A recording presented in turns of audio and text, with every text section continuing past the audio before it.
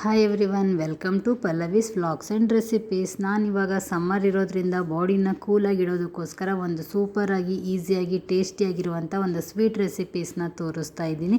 ಇದನ್ನು ನೋಡೋಕ್ಕೂ ಮುಂಚೆ ನೀವಿನ್ನು ನನ್ನ ಚಾನಲ್ನ ಸಬ್ಸ್ಕ್ರೈಬ್ ಆಗಿಲ್ಲ ಅಂದರೆ ಸಬ್ಸ್ಕ್ರೈಬ್ ಮಾಡಿಕೊಂಡು ಪಕ್ಕದಲ್ಲಿರೋವಂಥ ಬೆಲ್ ಐಕಾನನ್ನು ಕ್ಲಿಕ್ ಮಾಡಿ ಒಂದ್ಸಲ ನನ್ನ ಚಾನಲ್ನ ವಿಸಿಟ್ ಮಾಡಿ ನಾನೆಲ್ಲ ಬೇರೆ ರೆಸಿಪೀಸನ್ನು ಚೆಕ್ ಮಾಡಿ ಅಂತ ಕೇಳ್ತಾ ಇದ್ದೀನಿ.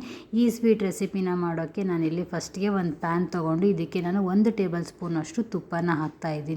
ನೀವು ಬೇಕಿದ್ರೆ ಎಣ್ಣೆ ಕೂಡ ಸ್ವಲ್ಪ ಹಾಕ್ಕೋಬೋದು. ನಾನು ಸ್ವೀಟ್ ಆಗಿರೋದ್ರಿಂದ ಕಂಪ್ಲೀಟಾಗಿ ತುಪ್ಪನ ಹಾಕ್ತಾ ಇದ್ದೀನಿ. ತುಪ್ಪ ಕರಗಿದ ಮೇಲೆ ಇದಕ್ಕೆ ನಾನು ದ್ರಾಕ್ಷಿ ಮತ್ತು ಗೋಡಂಬಿ ಹಾಕ್ತಾ ಇದ್ದೀನಿ.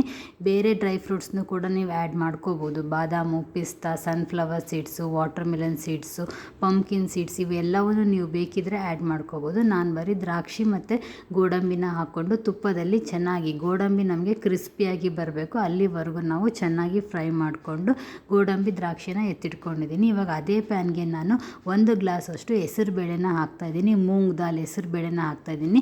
ಪ್ಲೀಸ್ ಇದನ್ನು ಏನಂದರೆ ಮೆಜರ್ಮೆಂಟ್ ತೊಗೊಂಡೇ ಹಾಕಿ, ಹಂಗಂದರೆ ನಿಮಗೆ ಸ್ವೀಟು ಪರ್ಫೆಕ್ಟಾಗಿ ಬರುತ್ತೆ. ಸುಮ್ಮನೆ ಕಣ್ಣಳ್ತಿಗೆ ಹಾಕ್ಕೊಂಡ್ರೆ ಸ್ವೀಟ್ನೆಸ್ ಹೆಚ್ಚು ಕಡಿಮೆ ಆಗಿಬಿಡುತ್ತೆ. ಹಾಗಾಗಿ 1 ಗ್ಲಾಸ್ ಪರ್ಟಿಕ್ಯುಲರಾಗಿ ತೋರಿಸಿದ್ದೀನಿ. ಅದಕ್ಕೋಸ್ಕರ 1 ಗ್ಲಾಸ್ ಅಷ್ಟು ಹೆಸರುಬೇಳೆನ ಹಾಕ್ಕೊಂಡು ಇದು ಒಂಥರ ಸ್ಮೆಲ್ ಬರುತ್ತೆ ನಮಗೆ. ಚೆನ್ನಾಗಿ ಫ್ರೈ ಆಗಬೇಕು, ತುಂಬ ಟೈಮ್ ತೊಗೊಳುತ್ತೆ. ಲೋ ಫ್ಲೇಮಲ್ಲಿ ಇಟ್ಕೊಂಡು ಚೆನ್ನಾಗಿ ಫ್ರೈ ಮಾಡಿ. ಹೈ ಫ್ಲೇಮಲ್ಲಿ ಇಟ್ಟರೆ ಬೇಗ ಹುರಿದೋಗ್ಬಿಡುತ್ತೆ, ಬಟ್ ಏನೋ ಫ್ಲೇವರ್ ಬರೋದಿಲ್ಲ. ಹಾಗಾಗಿ ನಾವು ಲೋ ಫ್ಲೇಮಲ್ಲಿ ಇಟ್ಕೊಂಡು ನಿಧಾನಕ್ಕೆ ಇದನ್ನು ಫ್ರೈ ಮಾಡಿದರೆ ನಮಗೊಂದು ಘಮ ಬರುತ್ತೆ.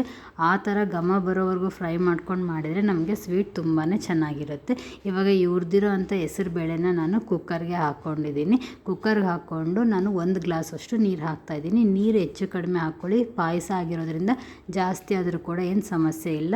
ಇವಾಗ ಇದನ್ನು ನಾನು 2 ವಿಸಿಲ್ ಕೂಗಿಸ್ಕೊಳ್ತಾ ಇದ್ದೀನಿ. ಇದು ಕುಕ್ಕರ್ ಆಗೋ ಅಷ್ಟರಲ್ಲಿ ನಾನು ಏನು ಮಾಡ್ತಿದ್ದೀನಿ, ಬೆಲ್ಲ ಹೇಳಿದ್ನಲ್ಲ ಅದೇ ಗ್ಲಾಸ್ ನಾನು ಯಾವುದರಲ್ಲಿ ಬೇಳೆ ತೊಗೊಂಡಿದ್ನೋ ಅದೇ ಗ್ಲಾಸಲ್ಲಿ ಬೆಲ್ಲ ಕೂಡ ತೊಗೊಂಡಿದ್ದೀನಿ. ಅದಕ್ಕೋಸ್ಕರ ನಾವು ಮೆಜರ್ಮೆಂಟ್ ಮಾಡಿ ಹಾಕ್ಕೊಳ್ಳಿ ಅಂತ ಹೇಳಿದ್ದು. ಇವಾಗ ಈ ಬೆಲ್ಲಕ್ಕೆ ನಾನು ಒಂದು 2-3 ಟೇಬಲ್ ಸ್ಪೂನ್ ಅಷ್ಟು ನೀರು, ಜಸ್ಟ್ ಆ ಬೆಲ್ಲ ಮುಳುಗೋವರೆಗೂ ನೀರು ಹಾಕ್ಕೊಂಡು ಇದನ್ನು ನಾನು ಕರಗಿಸ್ಕೊಳಕ್ಕೆ ಇಡ್ತಾ ಇದ್ದೀನಿ. ಇವಾಗ ಎಲ್ಲ ಬೆಲ್ಲದಲ್ಲೂ ಇಂಪ್ಯೂರಿಟೀಸ್ ಜಾಸ್ತಿ ಇರುತ್ತೆ. ಕಲ್ಲಾಗಿರ್ಬೋದು ಅಥವಾ ಈ ಕಬ್ಬಿಂದು ಚೂರು ಆ ಥರ ಹಾಗೆ ಬಂದಿರುತ್ತೆ. ಹಾಗಾಗಿ ನಾನು ಕರಗಿಸ್ಬಿಟ್ಟು ಹಾಕ್ಕೊಳ್ತಾ ಇದ್ದೀನಿ. ಹಾಗೆ ಹಾಕ್ಕೊಂಡ್ರೆ ಎಲ್ಲ ನಮಗೆ ಬಾಯಿಗೆ ಸಿಗುತ್ತೆ, ಚೆನ್ನಾಗಿರಲ್ಲ. ನೋಡ್ತಾ ಇರ್ಬೋದು ಇಲ್ಲೆಲ್ಲ ಯಾವ ಥರ ಇಂಪ್ಯೂರಿಟೀಸ್ ಕಾಣಿಸ್ತಾ ಇದೆ ಅಂತ. ಹಾಗಾಗಿ ಇವನ್ನ ನಾನು ಬೆಲ್ಲನ ಕರಗಿಸ್ಕೊಳ್ತಾ ಇದ್ದೀನಿ. ಪಾಕ ಥರ ಏನು ಬರೋದು ಬೇಡ, ಆಣ ಪಾಕ ಏನೂ ಇಲ್ಲ. ಜಸ್ಟ್ ನಮಗೆ ನೀರಲ್ಲಿ ಇದು ಬೆಲ್ಲ ಕರಗಬೇಕಷ್ಟೆ. ಇದನ್ನು ಕರಗಿಸ್ಕೊಂಡು ನಾನು ಸೈಡಲ್ಲಿ ಎತ್ತಿಟ್ಕೊಳ್ತಾ ಇದ್ದೀನಿ. ಅಷ್ಟರೊಳಗಡೆ ನಮಗೆ ಕುಕ್ಕರ್ ಕೂಡ ಆಗಿರುತ್ತೆ. ಇದನ್ನು ನೀವು ಒಂದು ಜರಡಿಯಲ್ಲಿ ತೊಗೊಂಡು ಸೋಸ್ಕೊಂಬಿಡಿ. ಹಂಗಂದರೆ ನಮಗೆ ಏನೇ ಇಂಪ್ಯೂರಿಟೀಸ್ ಇದ್ದರೂ ಕೂಡ ಸಪ್ರೇಟ್ ಆಗಿಬಿಡುತ್ತೆ, ಹೆಲ್ದಿಯಾಗಿರುತ್ತೆ.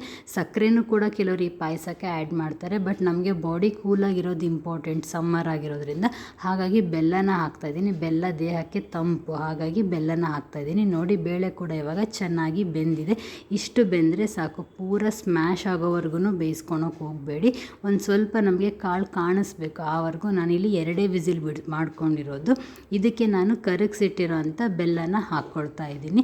ಪಾಯಸ ಸ್ವಲ್ಪ ನೀರಾಗಿದೆ, ಬಟ್ ನಾವಿನ್ನೂ ಕುದಿಸ್ಕೊಳ್ತೀವಿ, ಚೆನ್ನಾಗಾಗುತ್ತೆ. ಇದಕ್ಕೆ 1 ಏಲಕ್ಕಿನ ನಾನು ಪುಡಿ ಮಾಡಿ ಇಟ್ಕೊಂಡಿದ್ದೆ, ಅದನ್ನು ಹಾಕ್ತಾಯಿದ್ದೀನಿ. ಸ್ವಲ್ಪ ಒಣ ಕೊಬ್ಬರಿನ ಹಾಕ್ತಾಯಿದ್ದೀನಿ, ತುರಿದಿರೋ ಅಂಥ ಒಣ ಕೊಬ್ಬರಿ. ಬೇಕಿದ್ರೆ ಒಣ ಕೊಬ್ಬರಿನ ಹಾಕಿ. ಕೆಲವರು ಇಷ್ಟಪಡಲ್ಲ ಒಣ ಕೊಬ್ಬರಿ, ಅಲ್ಲಲ್ಲೇ ಸಿಗುತ್ತೆ ಬಾಯಲ್ಲಿ ಅಂತ ಇಷ್ಟಪಡಲ್ಲ. ಕೆಲವರು ಇಷ್ಟಪಡ್ತಾರೆ, ಬಟ್ ಚೆನ್ನಾಗಿರುತ್ತೆ ಅಂತ ಹೇಳಿ ನಾನು ಒಣ ಕೊಬ್ಬರಿನ ಕೂಡ ಹಾಕ್ಕೊಂಡು ಒಂದು ಕುದಿನ ಚೆನ್ನಾಗಿ ಕುದಿಸ್ಕೊಳ್ತಾ ಇದ್ದೀನಿ. ಕುದ್ದಿದ ಮೇಲೆ ನಾನು ಫ್ರೈ ಮಾಡಿ ಇಟ್ಟಿರೋವಂಥ ಡ್ರೈ ಫ್ರೂಟ್ಸನ್ನು ಇದಕ್ಕೆ ಹಾಕ್ಕೊಂಡು ಗ್ಯಾಸ್ ಆಫ್ ಮಾಡ್ಕೊಳ್ತಾ ಇದ್ದೀನಿ. ಇಲ್ಲಿಗೆ ನಮಗೆ ಸೂಪರ್ ಹೆಲ್ದಿಯಾಗಿರೋವಂಥ ಹೆಸರುಬೇಳೆ ಪಾಯಸ ರೆಡಿ ಆಯಿತು. ನಿಮ್ಮ ಮನೇಲೂ ಒಂದ್ಸಲ ಟ್ರೈ ಮಾಡಿ. ಟೇಸ್ಟ್ ಯಾವ ಥರ ಬಂತು ಅಂತ ಮಿಸ್ ಮಾಡದೆ ಕಮೆಂಟ್ ಮಾಡಿ. ನೀವಿನ್ನೂ ನನ್ನ ಚಾನಲ್ನ ಸಬ್ಸ್ಕ್ರೈಬ್ ಆಗಿಲ್ಲ ಅಂದರೆ ಸಬ್ಸ್ಕ್ರೈಬ್ ಮಾಡ್ಕೊಳ್ಳಿ, ಲೈಕ್ ಮಾಡಿ, ಶೇರ್ ಮಾಡಿ, ಕಮೆಂಟ್ ಮಾಡಿ.